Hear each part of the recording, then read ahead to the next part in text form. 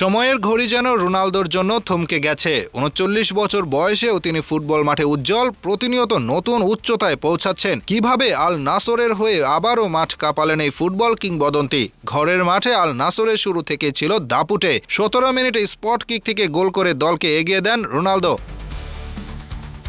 প্রথমার্ধে আর গোল না হলেও তার নেতৃত্বে দলটি ছিল পুরোপুরি নিয়ন্ত্রণে। ৫৬ মিনিটে দামাক দলের ডিফেন্ডার লাল কার্ড দেখে মাঠ ছাড়লে ১০ জনের দলে পরিণত হয় প্রতিপক্ষ। এই সুযোগ কাজে লাগিয়ে ৭৯ মিনিটে রোনালদো করেন তার দ্বিতীয় গোল। সতীর্থদের দারুণ পাস ফাঁকায় পেয়ে নিশ্চিত করেন এই গোল। ম্যাচের শেষ বাঁশি বাজার আগে হ্যাট্রিক করার সুযোগ পেয়েছিলেন রোনালদো, তবে নিজে শট না নিয়ে সতীর্থ তালিস্কাকে বল বাড়ান। দুর্ভাগ্যবশত তালিস্কার গোলটি অফসাইডের কারণে বাতিল হয়। এই জোড়া গোলে রোনালদোর গোল সংখ্যা এখন ৯১৫। ১০০০ গোলের মাইলফলক ছুঁতে বাকি মাত্র ৮৫ গোল। চলতি বছরে এটি তার ৫০ ম্যাচে ৪২তম গোল, যা তার ধারাবাহিক ফর্মের প্রমাণ। রোনালদো যেন প্রমাণ করেই চলেছেন বয়স শুধুই একটি সংখ্যা। পরের ম্যাচে আবার কি চমক অপেক্ষা করছে।